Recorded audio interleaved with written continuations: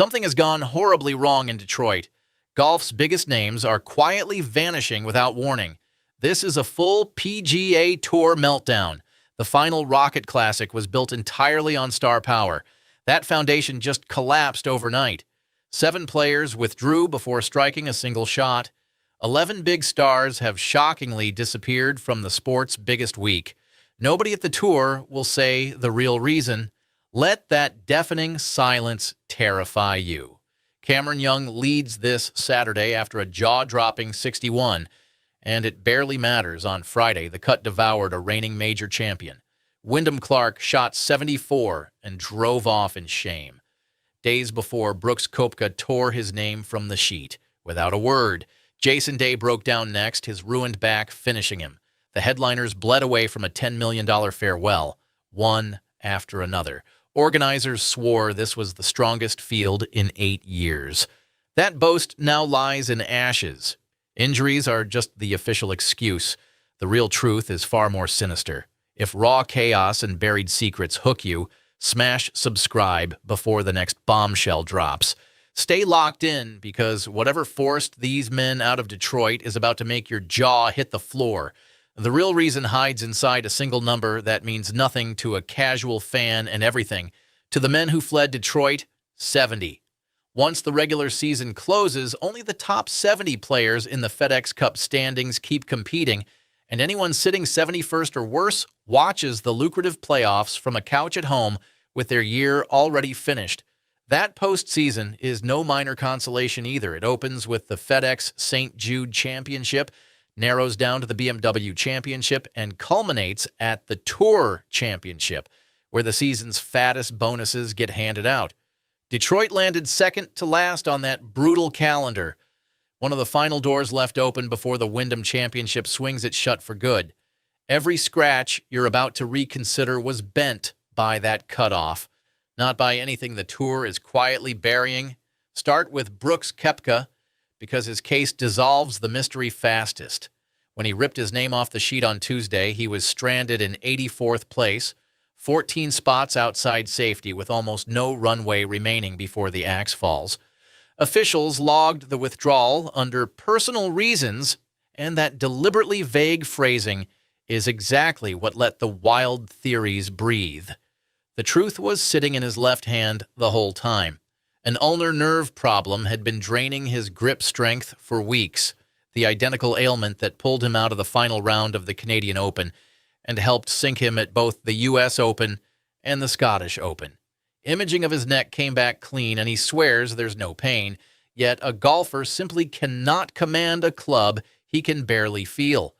This week was supposed to mark his first Rocket Classic appearance since he crawled back from LIV Golf in January, a homecoming that already cost him 5 years of forfeited equity and a $5 million charitable donation just for permission to return. Walking away wasn't a conspiracy. It was a man bowing to his own nerve endings. The whiter season only deepens the gloom hanging over him. 15 starts have coughed up a lone top 10 finish, and just 10 made cuts, a wretched return for someone with 5 majors on his shelf, including back-to-back U.S. Opens in 2017 and 2018, plus PGA Championship crowns in 2018, 2019, and the most recent at Oak Hill in 2023, claimed while he still wore LIV colors. His comeback terms also locked him out of the $100 million FedEx Cup bonus pool for the entire year, so even a miraculous playoff surge couldn't fatten his bank account the way it does for everyone around him. Though technically he could still reach the Tour Championship if the math broke his way, a hand that won't grip properly makes even that faint hope feel absurd. Jason Day carried a different injury toward the same grim arithmetic. At 38, his back has tortured him all season, and Monday's exit was his second straight after he'd already abandoned the previous week's 3M Open. The problem first erupted at Shinnecock Hills, where he staggered through a 6-over 41 on the back nine of the U.S. Open, 6 bogeys piling up consecutively before officials carted him off the property.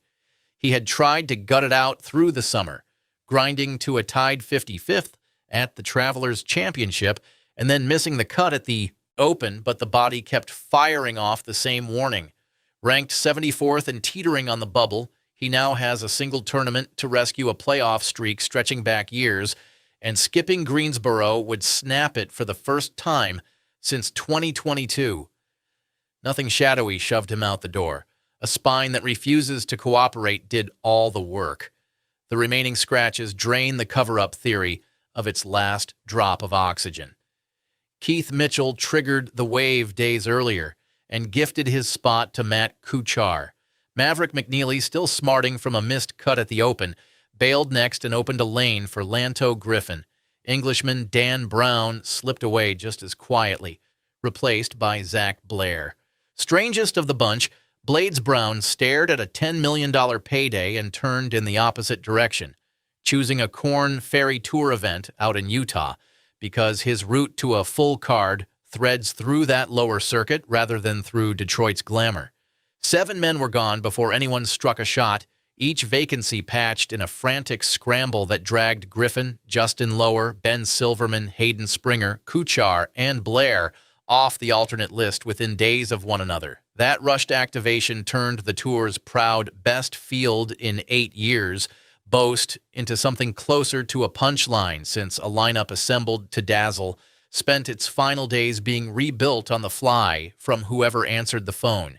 Here's the detail that should have killed the panic entirely. The 2 most recognizable golfers alive never entered in the first place.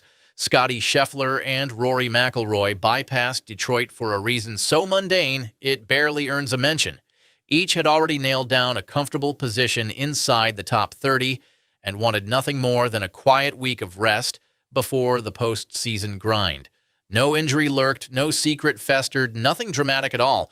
Just 2 exhausted stars choosing the couch.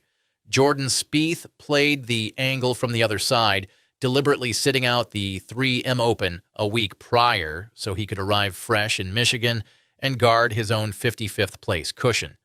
These were calculated chess moves rather than casualties, and they exposed the injuries around them as coincidence stacked on coincidence, never design.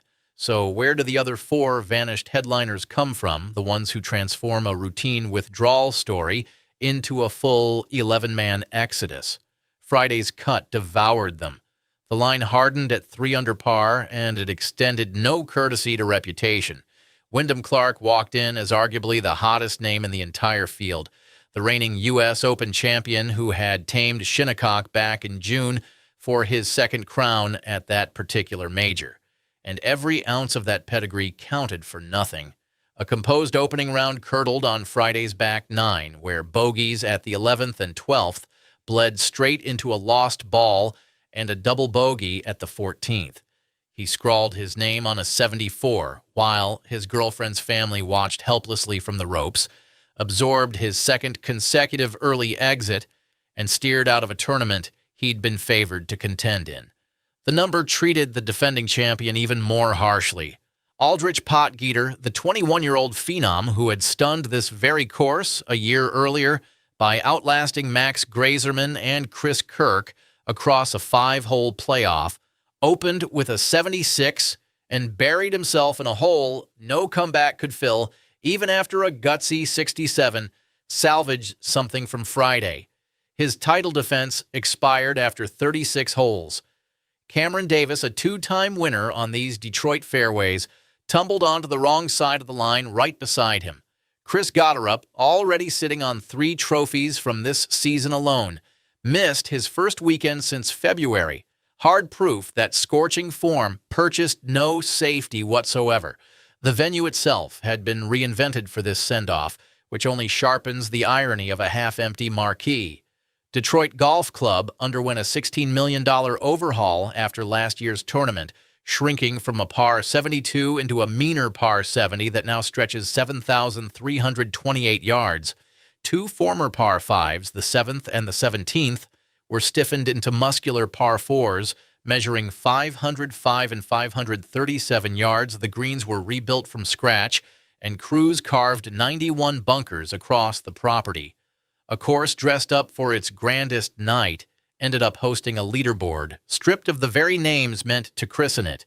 Stack all 11 together and the true shape of the collapse finally sharpens.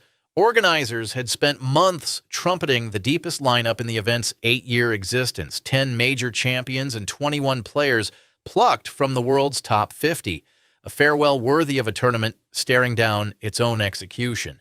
That final phrase carries more weight than any medical report.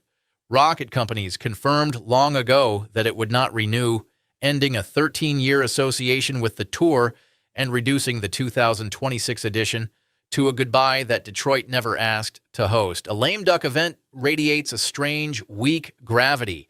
Competitors feel diminished loyalty toward a tournament with no tomorrow, and the schedule's own cruelty finished the job, marooning this one between a major championship and the playoffs at the precise instant that worn-out bodies and desperate points math came crashing together. That collision is the genuine villain of the week, and it wears a tailored suit instead of a mask. The FedEx Cup structure showers the healthy and the well-placed with opportunity while silently discarding everyone stranded below the line. So a sentimental goodbye landing at the wrong spot on the calendar becomes the very first thing players are willing to sacrifice. Every one of those absences traces back to a private problem that happened to drain the same public tee sheet. A nerve was misfiring in Koepka's hand. Days back had simply quit on him. McNeely hauled a bruised confidence out of England while Blades Brown wagered his immediate future on a lower tour card. Michigan's biggest golfing week hollowed out from the inside, one personal crisis at a time. Anyone still chasing a playoff berth couldn't spare the energy for nostalgia, and those already locked into safety saw no earthly reason to attend a funeral. Golf has watched this pattern unfold before, whenever a lesser event draws the short straw on the schedule, though rarely has the erosion looked this visible or this star-studded. The machinery isn't hidden, it's just boring enough that nobody bothers to look until 11 famous names disappear at once. And still the golf refused to stop when the marquee names did. Into the vacuum they left strode competitors who never appeared on a single billboard. Cameron Young, forever hunting the consistency that has eluded him despite 2 victories already banked this year, set fire to Detroit with a course record-matching 61 on Friday and rocketed 68 spots up the board to seize a share of the lead. Patrick Cantlay, who had bluntly branded his own 2026 campaign mediocre only days before, settled in beside him at 10 under while chasing a first win since 2022. Patrick Fishburne, a name most fans would struggle to place, completed that 3-way logjam at the summit. One shot adrift lurked Ricky Fowler and Matt Wallace, and clinging to the cut by a single stroke stood Jackson Koiven, the youngster who had just broken through for his maiden PGA Tour title at the 3M Open a week earlier and flatly refused to let the momentum die. A farewell built to crown a superstar suddenly looked likely to anoint someone the casual audience had never heard of, which is its own quiet indictment of everything the week was supposed to be. Young's presence at the top stung with a particular irony, since he entered as the highest-ranked man in Detroit at world number 3, yet has spent his career being labeled the best player without a signature moment. Cantlay's climb carried its own edge because the 8-time tour winner had gone more than 3 years starved of a title while quietly slipping down the sports conversation. Neither storyline had anything to do with the drama the promotional machine promised, and both quietly proved that the tournament survived losing its billboard names better than anyone expected. None of this squares with the picture the headline paints, and that mismatch is the entire point. 11 marquee golfers did not evaporate because of a scandal the tour is scrambling to bury. Injuries that no broadcast wants to linger on, claimed the first handful.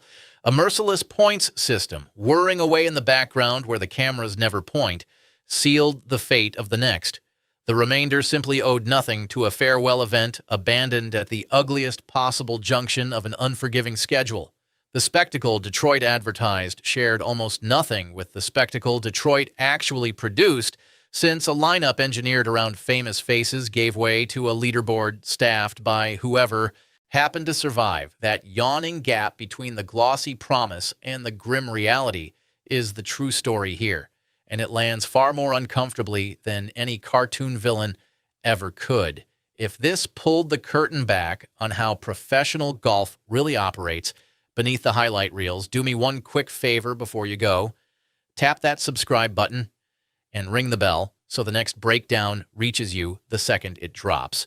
Because the Wyndham Championship next week hands down the final verdict, deciding who squeezes inside the top 70 and who ends up watching the entire postseason from home with a wasted year behind them. Koepka, Day, and a dozen other desperate names will lay everything on the line in Greensboro, and you'll want to watch that guillotine fall right alongside me. Drop a comment naming the bubble player you think sneaks through, smash that like button to help more golf fans stumble onto the truth, and I'll meet you in the very next video.